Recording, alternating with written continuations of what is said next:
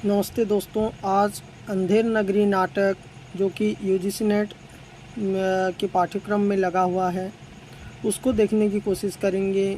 और इसके पहले जानने से पहले इसके जो है नाटककार हैं भारतेंदु हरिश्चंद्र। और ये नाटक जो है 1881 में लिखा गया था और ये एक हास्य व्यंग्यपूर्ण नाटक है। इसका शैली कैसा है अगर पूछा जाए तो बोलेंगे कि ये एक हास्य व्यंग्यपूर्ण नाटक है और एक प्रकार का प्रहसन नाटक है। किस तरह का नाटक है? ये एक तरह का प्रहसनपूर्ण नाटक है। और इसका कितने अंक है यह अगर पूछा जाए तो बोलेंगे कि कितने अंक है कि 6 अंक है। इसका 6 अंक में विभाजित है। आधार नाटक की रचना बिहार के रजवाड़ी की गई है। मतलब इसमें देखने को मिलता है कि हमको कि ये रजवाड़े बिहार के रजवाड़े में की गई एक तरह का नाटक है। लेखक ने इस नाटक को एक ही रात में लिखकर पूरा किया था। ये बहुत ज़्यादा इम्पोर्टेंट है। मतलब एक ही रात में इसको लिख कर के पूरा किया गया था। ये जो है याद रख लेना है कि इसको जो है लिखने के समय जो है निर्धारित एक रात में पूरा हो गया था। हिंदू नेशनल थिएटर नामक एक रंग संस्था में आरंभ हुआ था। और आगे की ओर चलते हैं। नाटक के प्रमुख पात्र की ऊपर जो है नज़र डालते हैं। पहले में है महंत जो कि नारायण दास और गोवर्धन दास के गुरु हैं।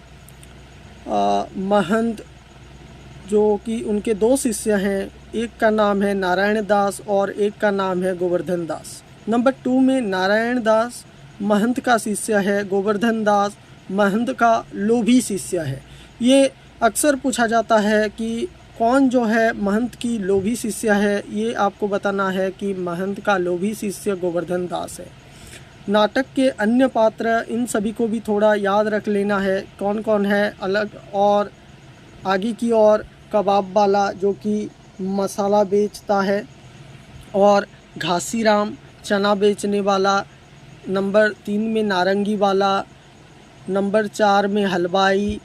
कुंजड़ीन मतलब सब्जी बेचने वाली। और चूरन वाला मछली वाली।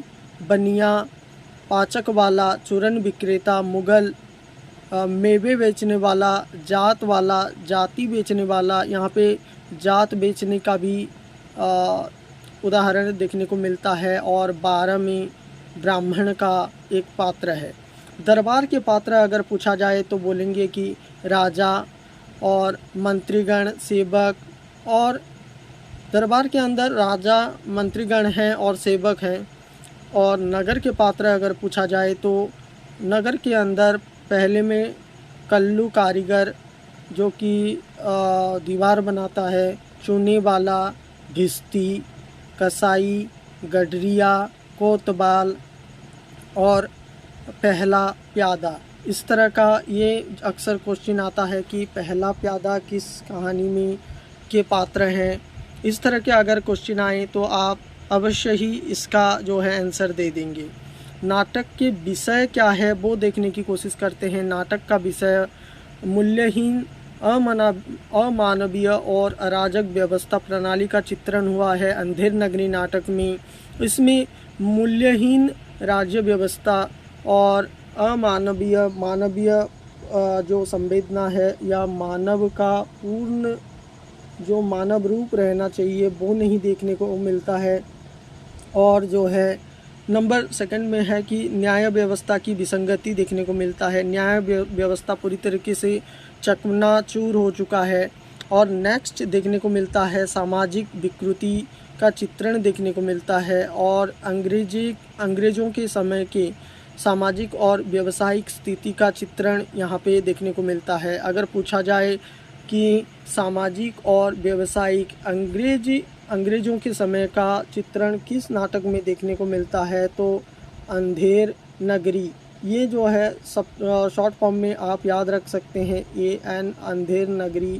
चौपट राजा, एक शेरबाजी, एक शेर खाजा, ये जो है याद रख सकते हैं।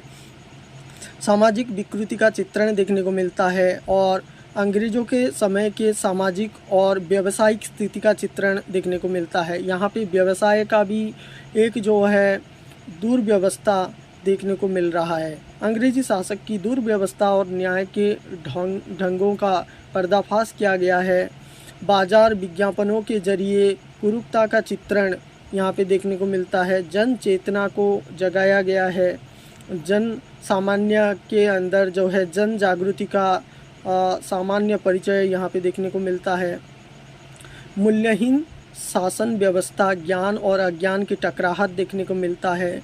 और नाटक की दृश्य योजना, मतलब नाटक में कुल जो है कितने अंक हैं, 6 अंक हैं। आपको बताया गया था 6 अंक के अंदर कौन कौन सा अंक है, ये जो है क्रमशः जो है पूछा जाता है। ये जो है यूजीसी नेट का एक बेहतरीन पैटर्न है, जिसमें से कि हमको मेल करने के लिए क्वेश्चन आता है कि तीसरा अंक में क्या है, चौथा अंक में क्या है, ऊपर नीचे करके दिया होगा, उसको हमको सजाना है। तो इसको याद रखना ज़रूरी माना जाएगा। पहले अंक में जो है बाह्य प्रांत है, और दूसरे अंक में बाजार है, तीसरे अंक में जंगल है, चौथे अंक में राजसभा है, और उसके बाद 5वें अंक में अरण्य है, और छठे अंक में स्मशान है। तो इसको याद रखने की टेक्निक भी यहाँ पे दिया हुआ है कि प्रांत से बाजार अरण्य की शाम को लेकर आना। प्रांत से बाजार अरण्य की शाम को लेकर के आना, इसको जो है याद रखने की टेक्निक दिया हुआ है। प्रांत से हो गया आपका बाह्य प्रांत, और बाजार हो गया। जंगल को अरण्य के हिसाब से भी याद रखा जा सकता है। राजसभा और अरण्य ये तो याद हो गया, और शमशान। आपको इसका खुद एक ट्रिक बनाना पड़ेगा, आपके हिसाब से याद रखने की कोशिश करना पड़ेगा। तो आगे की ओर चलते हैं। नाटक का सारांश पहले अंक के अंदर हम जो है किस तरह का वर्णन है वो देखने की कोशिश करते हैं। और पहले अंक के अंदर नाटक का सारांश, पहला अंक क्या है, बाह्य प्रांत। बाह्य प्रांत में क्या होता है, इसको जो है थोड़ा सा याद रखना, और याद रख के इसके अंदर आपको सही तरीके से क्वेश्चन भी आ रहे हैं उसको सही तरीके से मेल करना आपका जिम्मेदारी है। तो पहला अंक में क्या होता है, इस नाटक की शुरुआत एक महंत अपने 2 शिष्यों और चेलों के साथ राम का भजन करते हुए नगर में प्रवेश करते हैं, और उनके शिष्यों के नाम गोवर्धन दास और नारायण दास हैं। वे भी अपने गुरु के साथ भजन करते रहते हैं, और करते वह नगर के अंदर करते हुए नगर बहुत ही सुंदर है। वहाँ के लोग बड़े ही प्रसन्न और संपन्न हैं, इनको लगता है, और वो अंदर की ओर चले जाते हैं। गुरु महंत अपने शिष्य को नगर में भिक्षा मांगने भेजता है। उसके बाद क्या होता है कि गुरु की आज्ञा से गोवर्धन दास किस दिशा की ओर, गोवर्धन दास पश्चिम दिशा की ओर, और नारायण दास पूरब दिशा की ओर जाते हैं।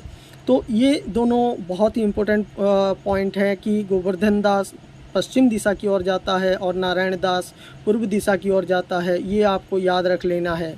आगे की ओर कहा गया है कि गोवर्धन दास अपने गुरु को जाते जाते कहता है कि बहुत ही भिक्षा प्राप्त करके वापस लौटूंगा। ये कथन किसका है कि वह अपने गुरु को जाते जाते कहता है कि बहुत ही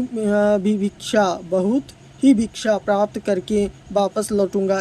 ये कथन किसका है, ये भी पूछा जा सकता है। तो आपके मनोमस्तिष्क में ये चीज़ रह जाना चाहिए कि गोवर्धन दास अपने गुरु को कहता है कि जाते जाते कहता है कि मैं भिक्षा प्राप्त करके, बहुत ही भिक्षा प्राप्त करके वापस लौटूंगा। गुरु उससे समझाते हैं कि अधिक लालच नहीं करना चाहिए, लालच के कारण ही पाप बढ़ता है। ये कथन किसका है, लालच के कारण ही पाप बढ़ता है।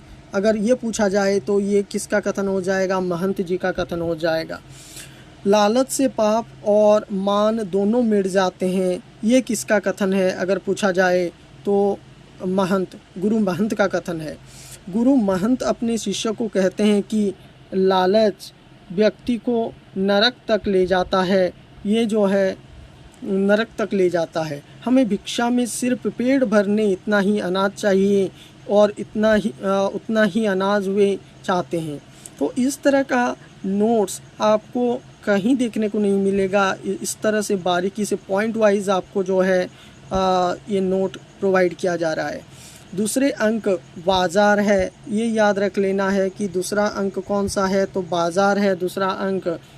बाज़ार में तरह तरह का माल बेचने वाले अपने अपने ढंग से ग्राहक को आकर्षित करते हैं। हम जब बाज़ार जाते हैं तो किस तरह से चौकाचौंध रहता है, और इस चकाचौंध के अंदर नारायण दास और गोवर्धन दास किस तरह से फंसते हैं या उनका मनोमस्तिष्क में क्या चलता है वो देखते हैं। ग्राहकों को अपनी ओर आकर्षित करने के लिए गीतों का सहारा लिया गया है, और ये जो है गीति प्रधान नाटक है, आप सभी को याद रखना ज़रूरी है। कबाब वाला अपने कबाबों की अतिशयोक्ति प्रशंसा करता है। जो अपना सामान बेचने के लिए लाया हुआ है उसका तो वो प्रशंसा करेगा ही, लेकिन कबाब वाला अपने कबाब की अतिशयोक्ति प्रशंसा कर रहा है। और मसालेदार भुने हुए चने बेचने वाला घासीराम, ये पूछा जा सकता है कि ये एक इम्पोर्टेंट पॉइंट है, चना कौन घासीराम क्या बेचता था, या मसालेदार भुने हुए चने किसने बेचा था, तो यहाँ पे घासीराम आ जाएगा। घासीराम अपने चने गा गा कर बेच रहा है, उस झोली ही उसकी दुकान है। मतलब इस तरह का एक झोली बनाए हुए है वो, और इसके अंदर बहुत सारे चने रखे हुए हैं और घासीराम उसको बेच रहा है। उसे माल को हर कोई वर्ग के लोग खरीद रहे हैं। मतलब यहाँ पे देखने को मिल रहा है कि बाज़ार का संपूर्ण वर्णन दूसरी अंक में किया गया है। नारंगी बेचने वाली भी अपने ढंग से नारंगी बेच रही है, वह नींबू संतरा आदि चीज़ें बेच रही है। एक हलवाई क्या बेच रही है कि जलेबी, गुलाब जामुन, खुरमा, बूंदिया, बर्फ़ी, लड्डू ये सब बेच रही है आदि कई मिठाइयाँ टके सेर भाव ही बेच रही है। तो वह टके सेर खाजा बेचता है। तो इस तरह से क्या होता है, हर कोई चीज़ एक टके सेर में बेचा जा रहा है।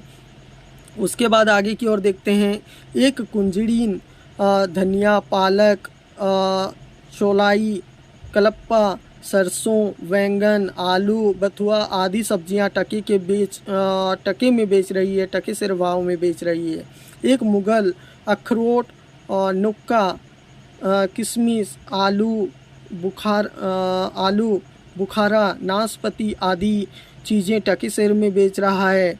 उस मुगल का सामना है कि भारतीय लोग दुबले पतले और कमज़ोर हैं, जबकि उसके देशवासी शक्तिशाली और सुदृढ़ है। ये कथन किसका है? ये मुगल का है, ये याद रखना है। चूरन वाला अपने विशेष ढंग से चूरन बेच रहा है। उसे चूरन का सभी लोगों को अनुकूल प्रभाव पड़ता दिखाई देता है। सभी लोग जो है उस चूरन को खा करके वही उनको पचा रहे हैं। ये जो है मतलब जो गांधी जो नेता लोग हैं वो सब ये चूरन खाएंगे तो उनका हज़म हो जाएगा, मतलब रिश्वत हज़म हो जाएगा। नौकरी पैसा लोग अगर इस चूरन को खाएंगे तो उनका जो पैसा है वो हज़म हो जाएगा, इस तरह से कहता है। वह अपने गीतों में व्यंग का प्रयोग करता है, जिसमें वह कहता है कि उसका चूरन से रिश्वत जल्दी पच जाती है। महाजन दूसरों का धन हजम कर पाते हैं, पुलिसकर्मी कानून को हजम कर पाते हैं, और अंग्रेज तो सारे देश को ही हजम कर गए हैं। ये बहुत ही जो है इम्पोर्टेंट कथन है। भारतेंदु हरिश्चंद्र जी किस तरह से व्यंग जो है उछालते हैं उसके ऊपर। उसके बाद मछली बेचने वाली टके शेर ही मछली बेच रही है। मछली बेचने वाली किस तरह से मछली बेच रही है? टके शेर में मछली बेच रही है। धर्म का ठेकेदार ब्राह्मण धर्म का ही टके शेर के भाव से व्यापार कर रहा है। उसके बाद है एक बनिया भी अपना माल टके सेर बेच रहा है। आटा, दाल, नमक, मसाला, घी, चावल आदि सब्जी चीज़ों टके सेर में बेची जा रही है। गोवर्धन दास यह देखकर दंग रह जाता है। उसे विश्वास नहीं है कि इसलिए बार बार वह उन दुकानदारों से पूछता है। उसे बाज़ार के दुकानों से मालूम होता है कि मतलब इसका नाम क्या है। मतलब गोवर्धन दास को ही पहले पता चल जाता है कि इसका नाम जो है अंधेर नगरी है। और वो बोलता है कि अंधेर नगरी है और वहाँ के राजा का नाम चौपट राजा है। कौन सा राजा है? चौपट राजा है। तो गोवर्धन दास ने अभी तक शिक्षा में जो भिक्षा में जो 7 रुपये पाए थे, मतलब ये इम्पोर्टेंट है कि गोवर्धन दास को भिक्षा में कितने रुपए मिले थे? तो 7 रुपये मिले थे। उन पैसों में वह हलवाई से 3.5 सेर, मतलब कितना मिठाई बोल लिया था? 3.5 सेर मिठाई लिया था, खरीद लेता है ताकि वह अपने गुरु के साथ मिलकर खा सके। अब जो है तीसरा अंक क्या है? तीसरा अंक जो है जंगल है। वो अब कौन सा चित्र यहाँ पे उभर कर के आ रहा है तीसरे अंक में, वो देखने की कोशिश करते हैं। तीसरे अंक में जंगल का दृश्य है। भिक्षा के प्राप्ति के बाद गुरु महंत और उनके शिष्य नारायण दास एकत्र मिलते हैं। महंत और शिष्य नारायण दास राम भजों का गायन करते हैं, लेकिन गोवर्धन दास का भजन कब चुका है। मतलब पूरी तरीके से गोवर्धन दास उस नगरी में विलुप्त हो जाता है, उस नगरी में ही खोया रहता है।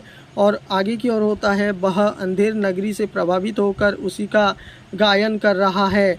गुरु महंत जी अपने शिष्य गोवर्धन दास की गठरी झोली को देखकर पूछते हैं कि इस भारी गठरी में क्या है। तो गोवर्धन दास कहता है कि मुझे ढेर सारा जो है मिठाई मैं खरीद करके लाया हूँ। तो भिक्षा में 7 रुपये प्राप्त हुए थे, ये एक फैक्ट है। और ये जो है किसके पास आया था? गोवर्धन दास जी के पास आया था।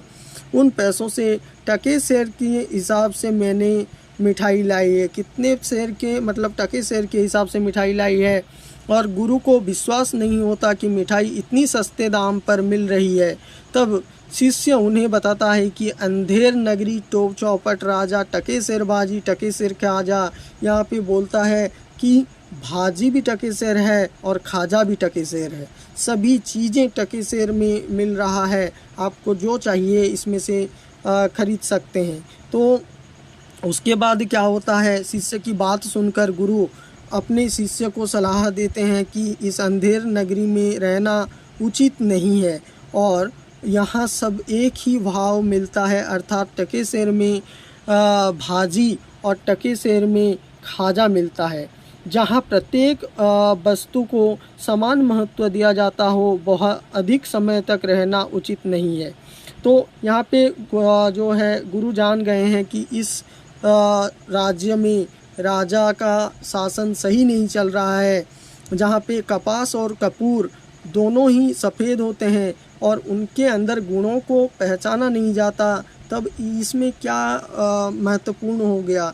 मतलब कपास जो तुम्हारा रूई बोला जाता है और कपूर जो कि दिया जलाया जाता है, उन दोनों के अंदर एक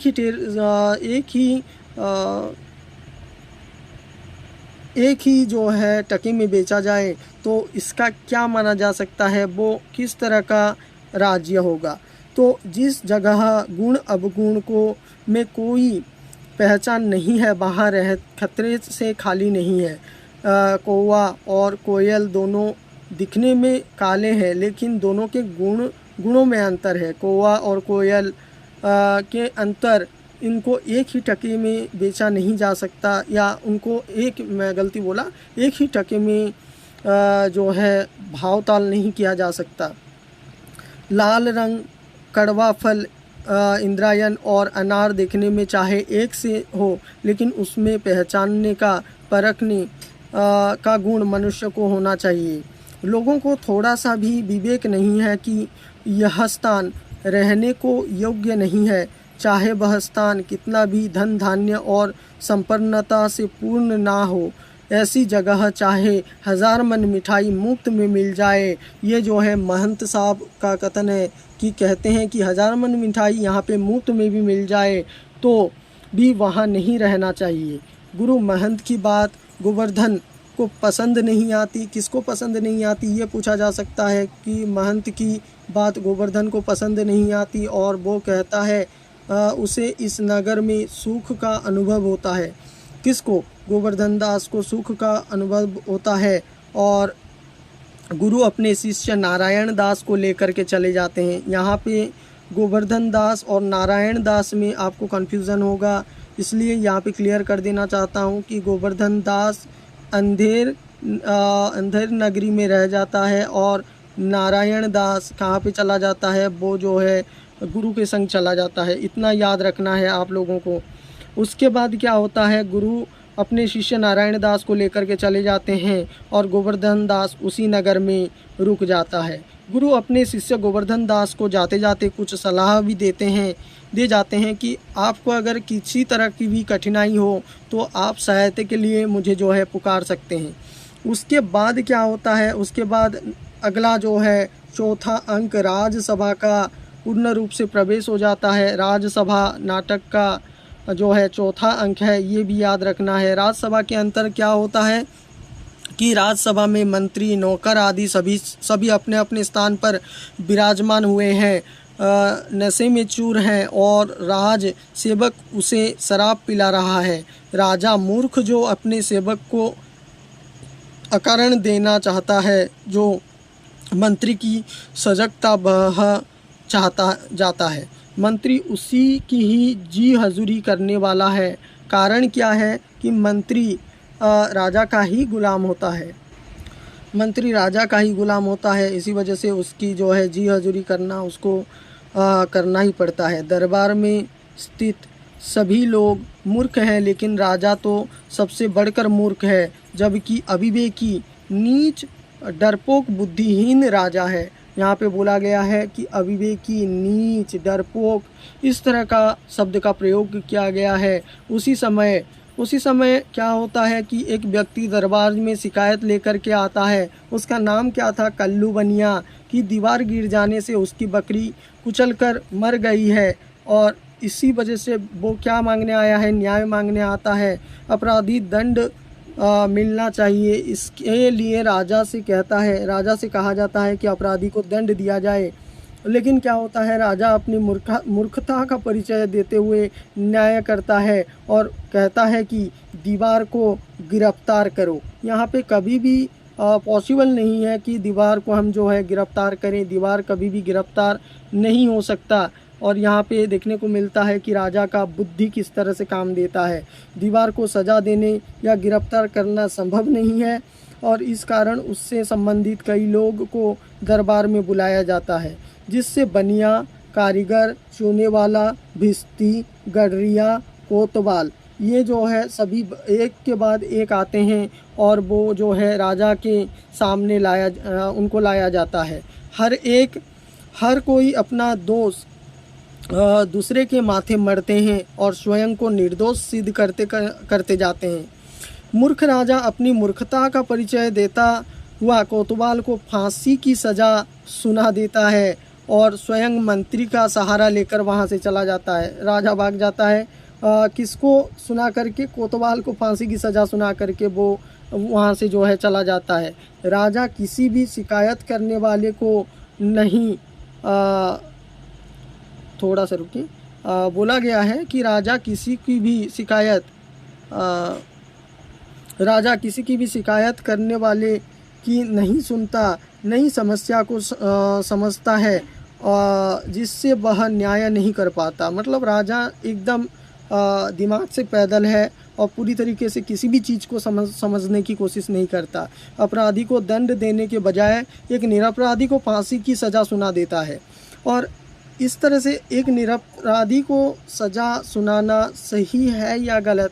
हमारे संविधान के अंदर कहा गया है कि ये कहा जाता है कि 100 अपराधी छूट जाए लेकिन एक निर्दोष को सज़ा नहीं होना चाहिए। लेकिन यहाँ पे तो पूरा उल्टा है।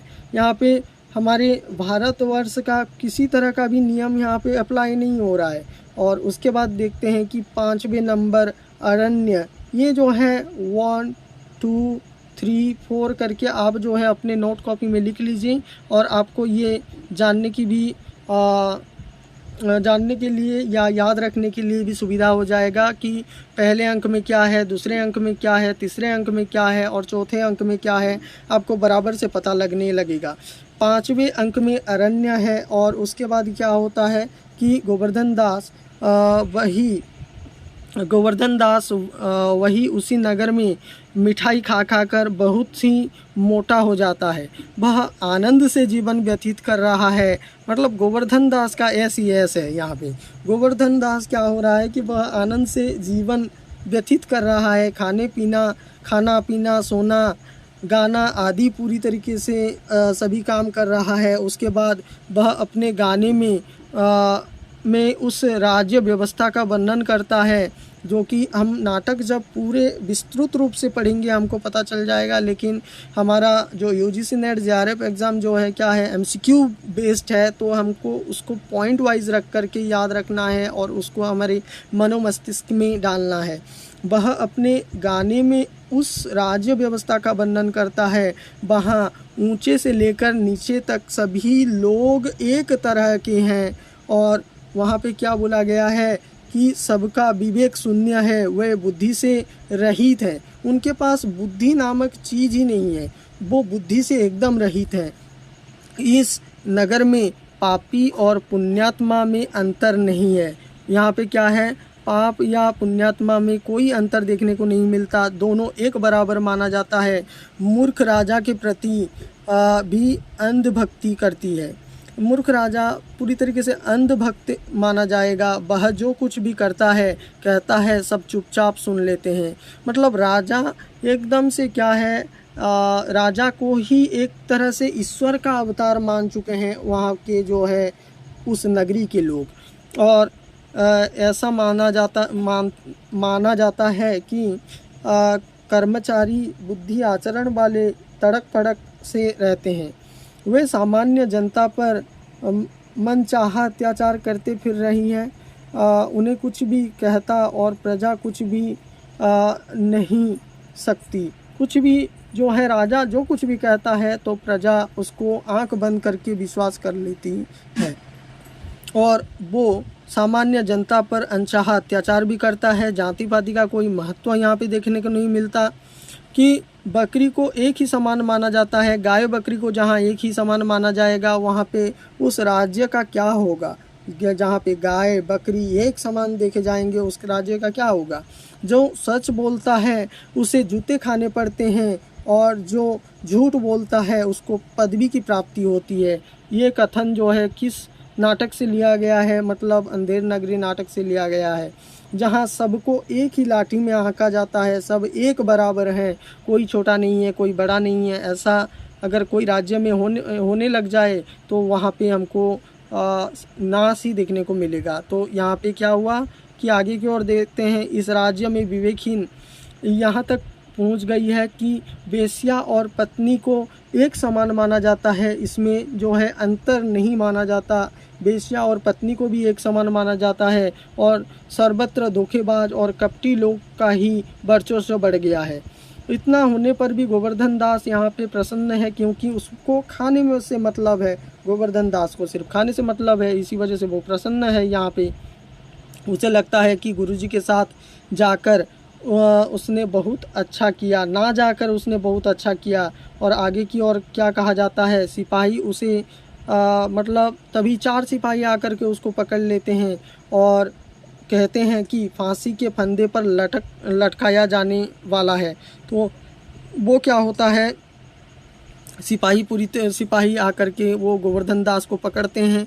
यहाँ पे एक तरह का ट्रेजेडी देखने को मिल रहा है कि गोवर्धन दास झचक गया होगा, मुझे क्यों पकड़ रहे हो। सिपाही उसे बताते हैं कि कोतवाल को फांसी ही दी जाने वाली थी।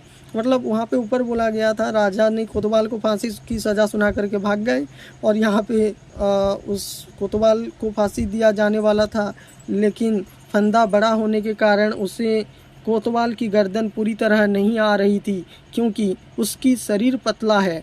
इस कारण गोवर्धन दास मोटे हैं, इसलिए उसकी गर्दन उस फंदे में आ जाएगी, इसीलिए उसको उठा करके ले जा रहे हैं और उसको फांसी देने वाले हैं। इस राज्य में साधु महात्माओं की ही सबसे बड़ी दयनीय अवस्था है। राजा के न्याय के डर से कोई सुख से नहीं रह पाता और मोटा भी हो नहीं पाता। तो इस तरह से सभी के मन में चिंता रहेगा तो कैसे मोटा होएंगे। तो अब क्या होता है कि इस राज्य में साधु महात्मा की ही सबसे बड़ी दयनीय अवस्था है और राजा के न्याय के डर से कोई मोटा भी नहीं हो पाता। गोवर्धन स्वयं को असहाय मानता है और उसे अपने गुरु के कहे हुए वचन याद आते हैं और वो अब जो है गुरु को स्मरण करने लगता है। और लेकिन सिपाही मानेंगे क्या, सिपाही उसको बलपूर्वक जो है लेकर के चले जाते हैं। और आखिरी जो है छठा अंक है स्मशान। स्मशान की यहाँ पे जो है थोड़ी सी बात कहा गया है। इस भाग में बहुत ही रोमांचित करने वाली घटना, यहाँ पे राजा की मूर्खता को प्रदर्शन करने वाला है। तो आगे चलते हैं, देखते हैं कि राजा के आदेशानुसार सिपाही गोवर्धन दास को पकड़कर स्मशान ले जाते हैं ताकि उसे फांसी पर लटकाया जा सके। वह बहुत विनय अनुनय करता है लेकिन सिपाही उसे नहीं छोड़ते। और आगे की ओर क्या होता है, तभी महंत गुरुजी अपने शिष्य नारायण दास को लेकर के वहाँ पहुँचते हैं और अपनी शिष्य को धीमे स्वर में कुछ कहते हैं। इस बात पर गुरु शिष्य दोनों आपस में लड़ते हैं। पहले से फांसी पर चढ़ूँगा, पहले मैं फांसी पर चढ़ूँगा। और इसका विवाद इतना बढ़ जाता है कि सभी चाहते हैं कि मैं पहले फांसी पर चढ़ूँगा, मैं पहले फांसी पर चढ़ूँगा। लेकिन यहाँ पे क्या होता है, इतने में वहाँ से राजा आता है और किस बात पर विवाद हो रहा है पूछता है। कोतवाल मंत्री आदि अर्थात हर कोई फांसी पर चढ़ने के लिए तैयार हो जाते हैं। लेकिन राजा फिर कहता है यहाँ के का राजा हूँ तो पहले मैं फांसी चढ़ूँगा, कोई चढ़ने के लिए नहीं है, मैं पहले फांसी चढ़ूँगा। तो सैनिक को फांसी देने की आज्ञा दिया जाता है। सैनिक जो है, राजा क्या करता है कि सैनिक को कहता है कि मुझे फांसी पर चढ़ाओ। इस तरह से कहने के बाद अंधेर नगरी की इस विशेष शून्य राजा को अंत हो जाता है, मतलब वो राजा को फांसी दे दिया जाता है। तो यहाँ पे राजा का पूरी तरीके से क्या होता है, अंत हो जाता है। राजा का पूरी तरीके से अंत देखने को मिलता है, राजा का पूरी तरीके से अंत हो जाता है। उसके बाद क्या देखने को मिल रहा है कि यहाँ पे बहुत सारे विषयों का जो है संपूर्ण चर्चा की है अंधेर नगरी नाटक का। अंधेर नगरी नाटक को अगर इस वीडियो आपको बहुत ही पसंद आया होगा इसका कंटेंट आपको अगर पसंद आया होगा तो लाइक करके जाएं। इससे क्या होता है कि मेरा मनोबल बढ़ता है और इस तरह का नाटक आपके सामने प्रस्तुत कर पाऊँगा। यूजीसी नेट का हर एक नाटक आपके सामने प्रस्तुत करूँगा। एक करके हर एक यूनिट को हम जो है कंप्लीट करेंगे। और इसके साथ मैं आपसे विदा लेता हूँ और इसके बाद और एक नाटक की हम चर्चा करेंगे। तब तक जो है धन्यवाद।